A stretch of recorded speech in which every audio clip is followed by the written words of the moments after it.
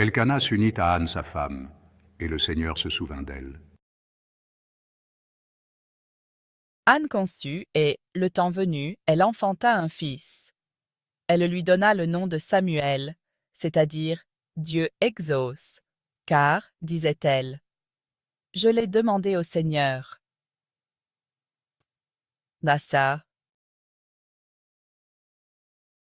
Elkana, son mari, monta au sanctuaire avec toute sa famille pour offrir au Seigneur le sacrifice annuel et s'acquitter du vœu pour la naissance de l'enfant. Mais Anne n'y monta pas. Elle dit à son mari, « Quand l'enfant sera sevré, je l'emmènerai. Il sera présenté au Seigneur, et il restera là pour toujours. » T. Lorsque Samuel fut sevré, Anne, sa mère, le conduisit à la maison du Seigneur. À Silo, l'enfant était encore tout jeune. Anne avait pris avec elle un taureau de 3 ans, un sac de farine et une outre de vin. On offrit le taureau en sacrifice, et on amena l'enfant au prêtre Élie. Anne lui dit alors, « Écoute-moi, mon Seigneur, je t'en prie. Aussi vrai que tu es vivant, je suis cette femme qui se tenait ici près de toi pour prier le Seigneur. C'est pour obtenir cet enfant que je priais, et le Seigneur me l'a donné en réponse à ma demande. À mon tour, je le donne au Seigneur pour qu'il en dispose. Il demeurera à la disposition du Seigneur tous les jours de sa vie. » Alors ils se prosternèrent devant le Seigneur.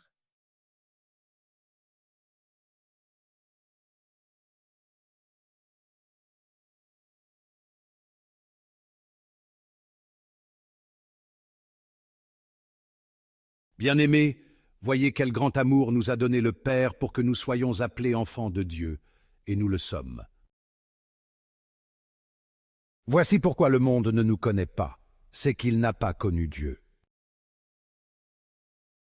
Bien-aimés, dès maintenant, nous sommes enfants de Dieu, mais ce que nous serons n'a pas encore été manifesté. Nous le savons, quand cela sera manifesté, nous lui serons semblables, car nous le verrons tel qu'il est. Bien-aimés, si notre cœur ne nous accuse pas, nous avons de l'assurance devant Dieu. Quoi que nous demandions à Dieu, nous le recevons de lui, parce que nous gardons ses commandements et que nous faisons ce qui est agréable à ses yeux. Or, voici son commandement, mettre notre foi dans le nom de son Fils Jésus-Christ, et nous aimer les uns les autres comme il nous l'a commandé. Celui qui garde ses commandements demeure en Dieu, et Dieu en lui. Et voilà comment nous reconnaissons qu'il demeure en nous, puisqu'il nous a donné part à son esprit.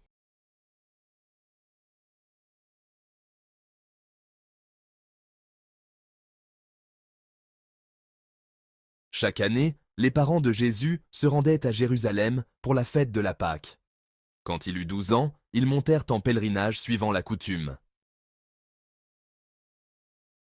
À la fin de la fête, comme ils s'en retournaient, le jeune Jésus resta à Jérusalem à l'insu de ses parents.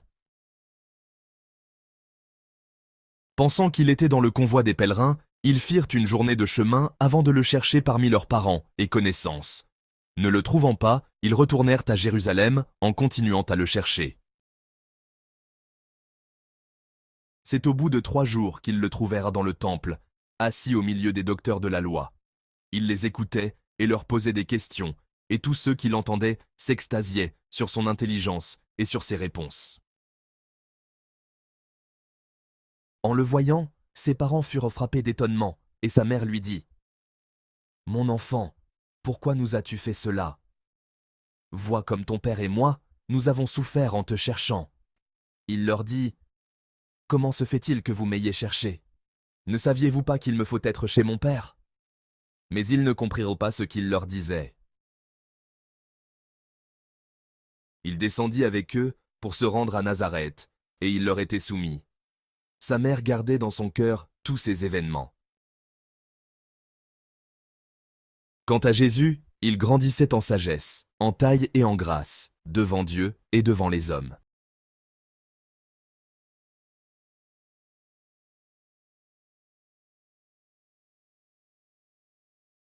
Le cœur d'Anne était lourd de désir.